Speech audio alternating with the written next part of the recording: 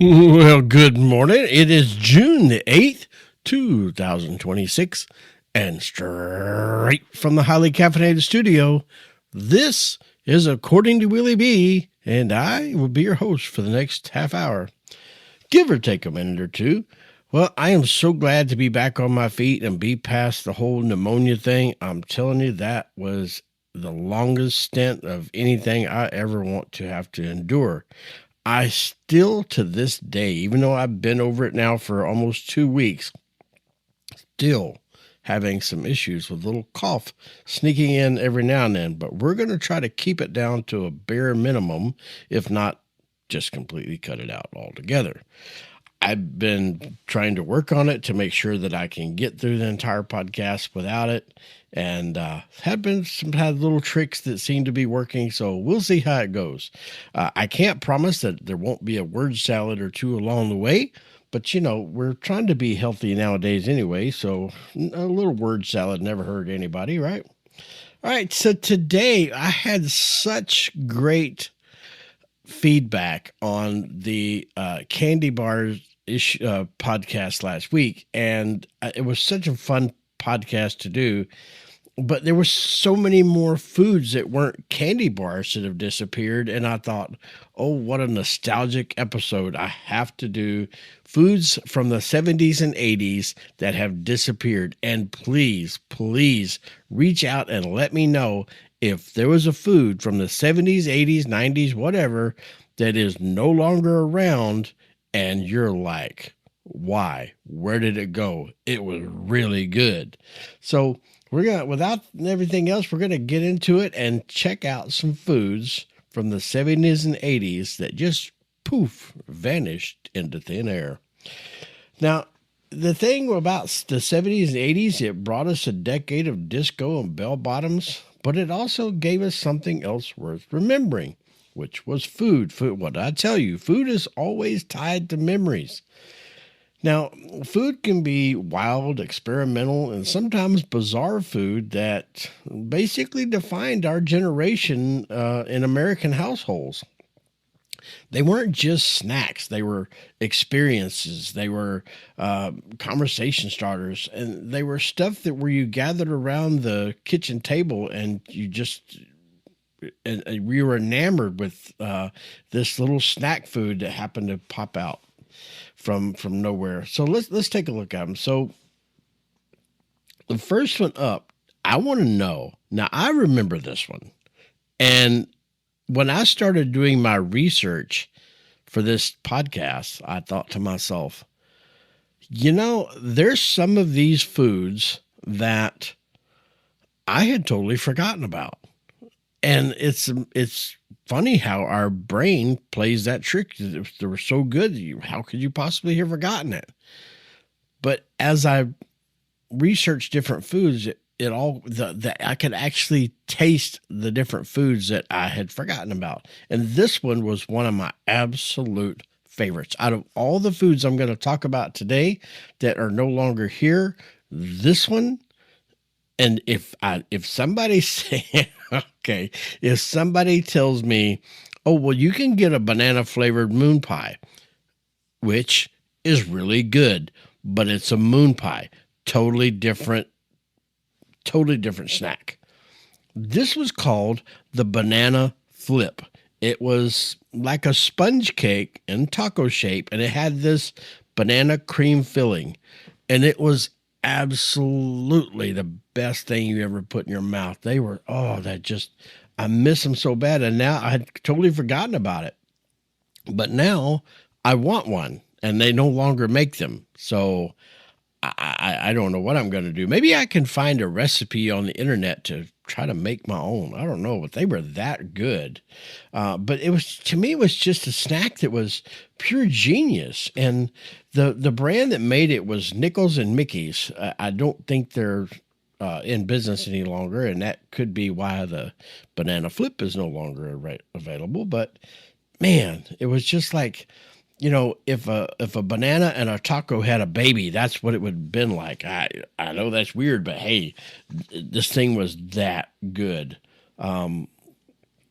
if a kid had one in their lunchbox at school, oh man, you would trade a week's worth of lunches for one of those things.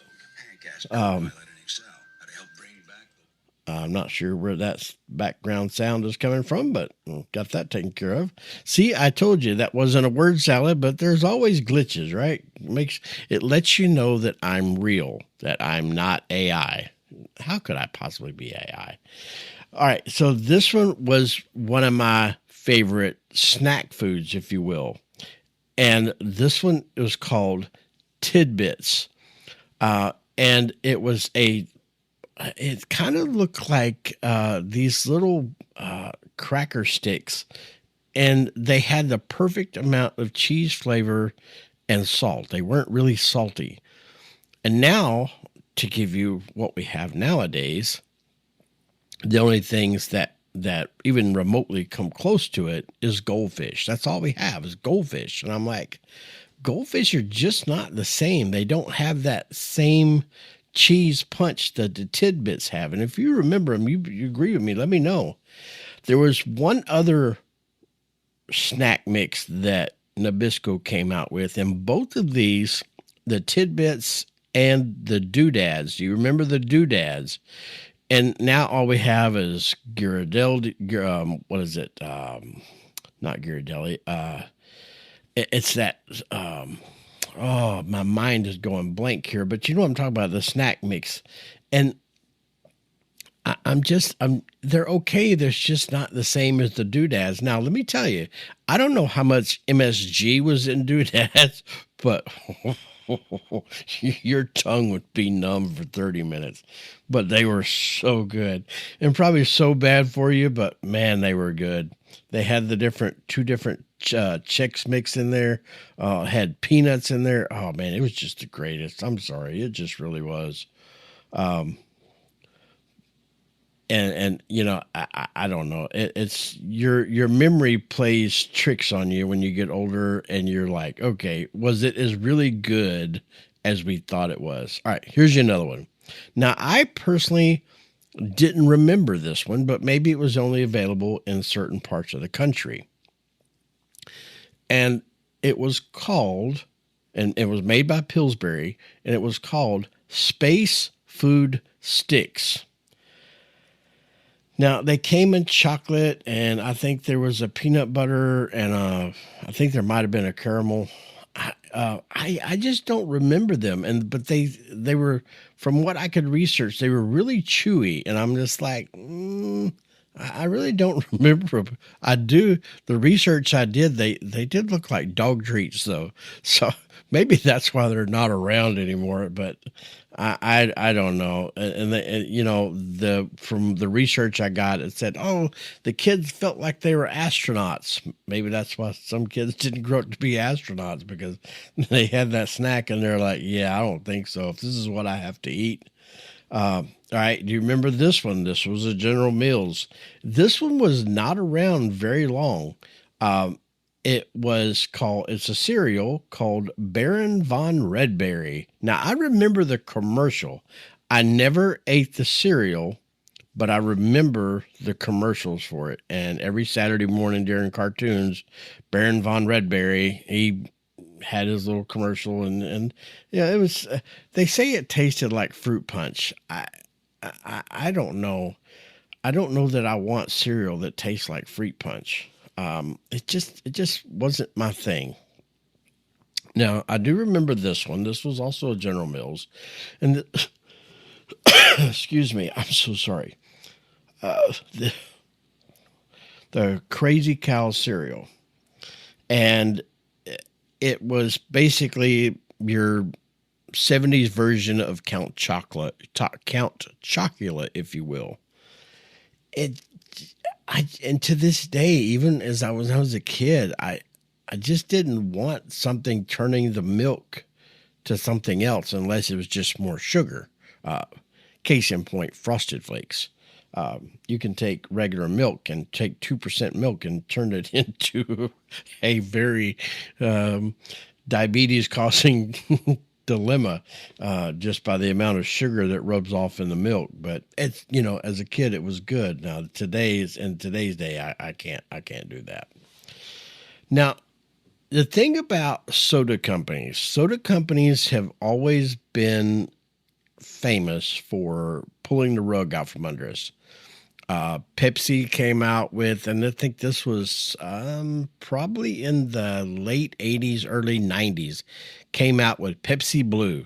Oh man, did they advertise the crap out of that. And it was actually pretty good. It wasn't bad at all. They also and this one was only available for 4 years. This one was called Aspen, and it was a clear apple soda from Pepsi. We only had it for four years. I remember it. I wasn't a huge fan of it.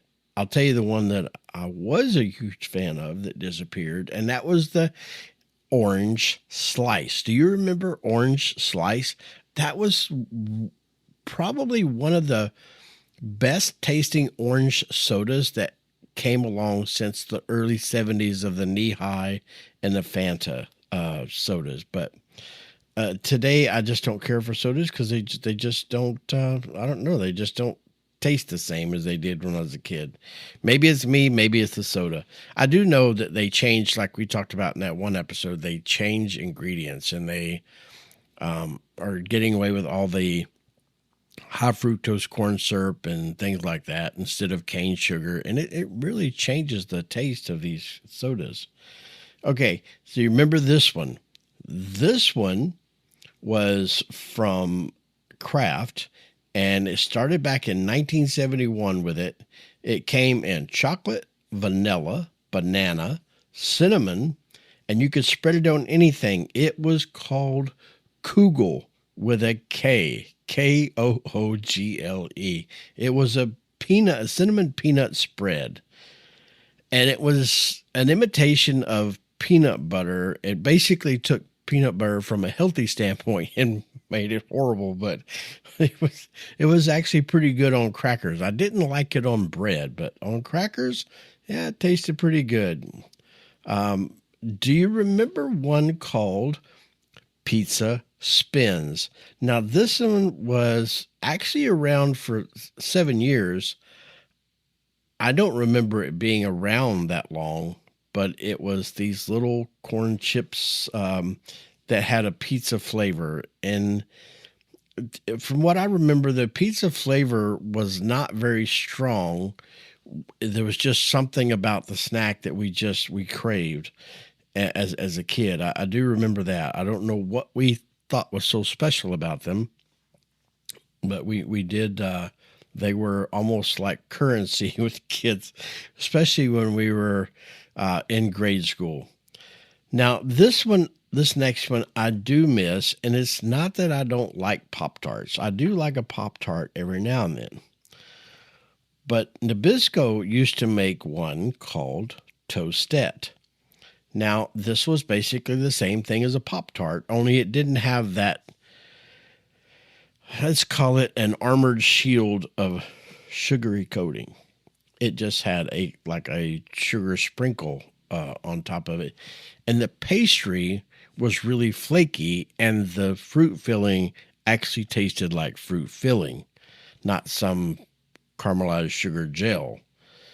And to me, the Toastettes were almost like something if you tried to make that at home. If you tried to make a homemade Pop-Tart, to me, that's what Toastettes tasted like. And I was sad to see those go because they really were great. And then when we got Pop-Tart, and some people say, oh, no, this beats the Pop-Tarts hands down. No, I'm sorry, it doesn't. But that's, you know what? That's a matter of opinion, right? I'm sure it's probably 50-50 out there where some people say, oh, no, this is absolutely the best. But obviously, not enough of us love them because they disappeared. All right, this one I do not remember. And I'm wondering if any of you do remember this one. It was from Kellogg's, and it was called Danish Go-Rounds. And then it was later renamed to Danish Rings. The reason being the Danish go-rounds, Kellogg's had a huge problem with them breaking. So they later came out with a different design and different texture, and they called it Danish rings. And then they held together a little better. This next one, I actually remember I wasn't a huge fan of it. And not that it was bad. It just, I don't know. It just wasn't my favorite cup of tea, I guess. But it was called the Reggie Bar. And it was after the baseball player, Reggie Jackson. And, it just, I don't know. I mean, it was peanuts, caramel, and chocolate, which we have other candy bars on the market that are peanuts, caramel, and chocolate. But it just, I don't know. It's just was something, I think it had a lot, for me, had a lot to do with the ratio of each ingredient. And it just was, in some areas of the U.S., it was extremely popular. Um, but it finally hit the dirt in 1981, and yeah, it was called Out at the Plate, and no pun intended. But it was a good candy bar. But this one I do remember, and I'm sure if you still have teeth left in your head, you're going to remember this one as well.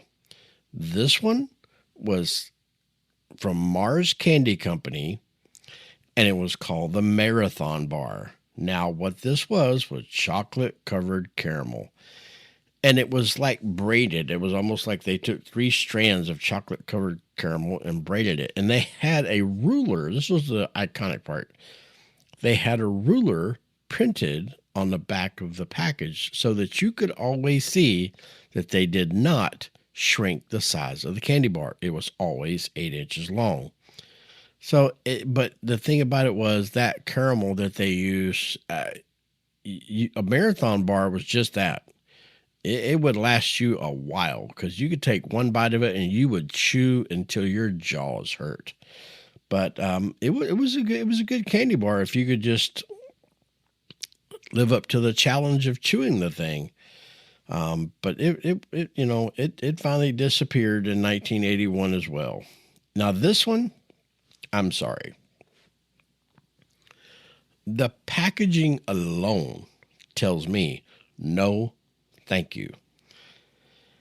It was made by Nabisco, and it was called Tuna Twist.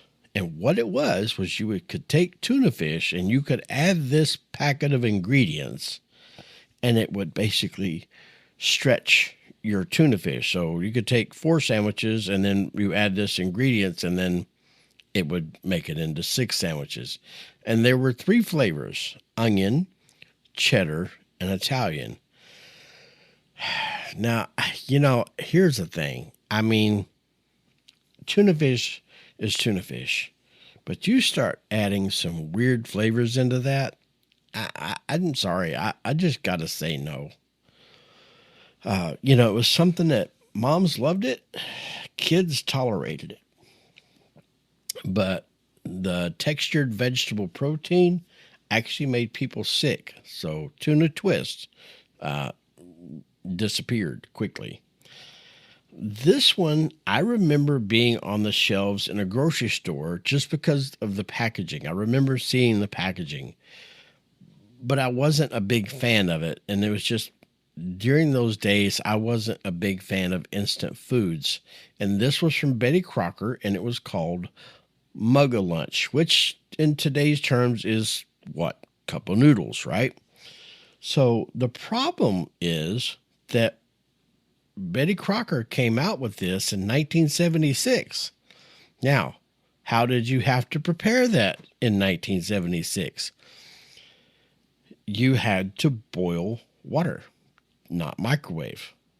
And then that's what happened when the microwave finally came along. That's when they invented cup of noodles, and it was much faster. But if you remember, waiting 4 minutes for something back in the early 70s, yeah, that was 4 agonizing minutes. It was like waiting, 45 minutes for a TV dinner. We just had more patience then. But then when the microwave came along, we're like, Oh, this is much faster. Maybe that's where our patience has went. All right, what about this one? This I was not a fan of this, but I know that a lot of people were. And they still have a different product. What is it called? Easy Cheese, something like that. But this was called from Nabisco, and it was called Snack Mate. It was, you guessed it, cheese in an aerosol can. Now, what could go wrong with cheese in an aerosol can? That just sounds like the perfect picture of health. It was actually launched in 1966, but then in the 70s, it owned the 70s. It became the thing to have. It was in every pantry across America. But, now there's easy cheese, and I don't know if we can call that progress or not, but All right, here's one that I actually miss, and this is ironic that I miss it because in my entire life, I may have bought something from this store maybe once or twice, and it was usually at Christmas time. Hickory Farms. Now, this is back when malls were the big thing, right? And you always saw that Hickory Farms store in the bigger malls. And then during Christmas, if your mall wasn't big enough to have a Hickory Farms standalone, they always had one of those little areas in the center of the mall walkway, and they would set up a little makeshift store. They had some of the coolest stuff. But here's what made Hickory Farms as to be the success that they were. They were very innovative in packaging. Now, what I mean by that, you remember you could buy one of their packages, one of their trays or baskets or whatever it was, and it looked like you were getting a mountain of different things to snack on and eat.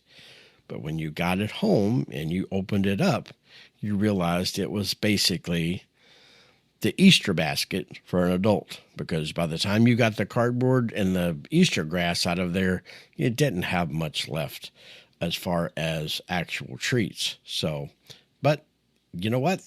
They were very successful in what they did, and we cannot deny that. The thing about something about back in the 70s, foil everything. If it came in foil, that was the thing to have. Do you remember the pudding cups that came in the little tin cans? I'm so sorry, folks.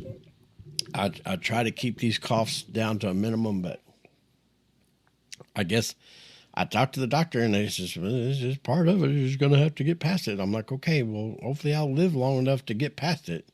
But the ding dongs. You remember the chocolate ding dongs? Oh man, those things were delicious. The pudding in tin cans. TV dinners came in aluminum trays. I think about the main thing we see in aluminum now is we still see the old Jiffy Pop. Jiffy Pop is still around in some stores.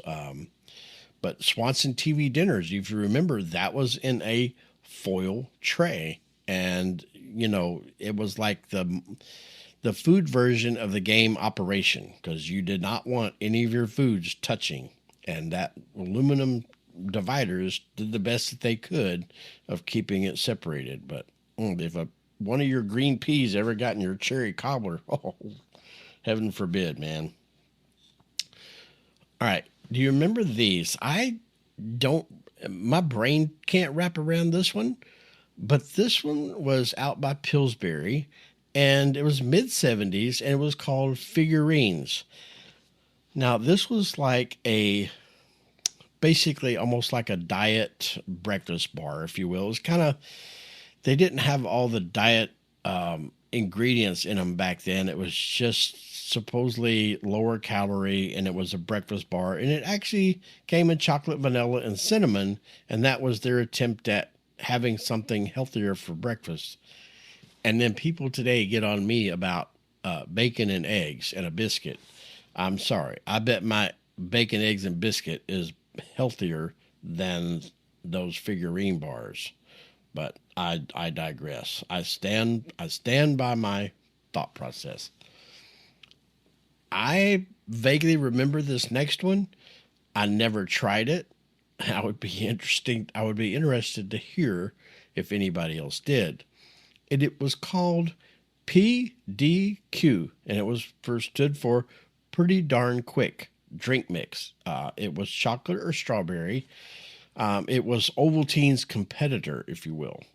Now, to this day, I still not a big. Now, I will say, Nesquik, yeah, that stuff is the bomb. I will still drink a glass of Nesquik in a heartbeat today, even as an adult.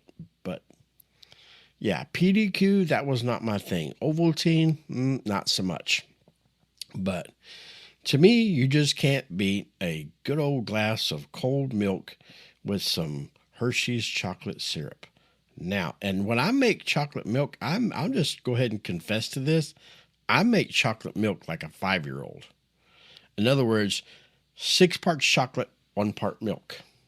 But hey, it's like the other day, I had a salad. Yes, yours truly ate a salad. And it had chicken on it. Now, it was chopped up chicken tenders, fried, and several people told me if you'd gotten the grilled chicken, it would be healthier.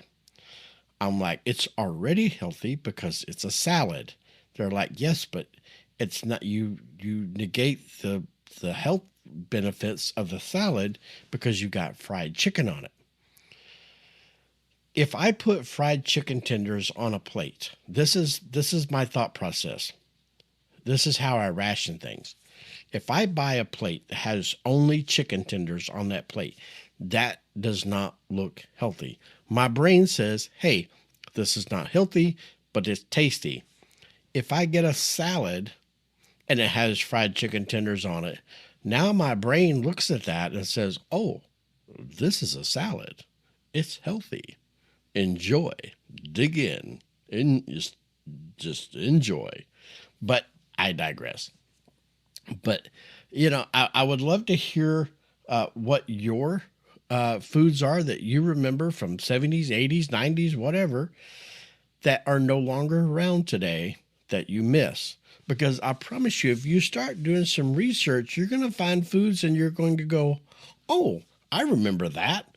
And there you go. Now you're going to have that taste in the back of your mind, and you can't get it out because the food no longer exists. So there's that. And if anybody has a recipe for the banana flip, I think I might almost pay for that one. So let me know about that. But until I see you next week, do not forget to caffeinate and conquer. I will continue to work on this cough and get this remedied where we don't have to listen to the coughs. But until I see you next week, I greatly appreciate you listening and have a great day. Bye-bye.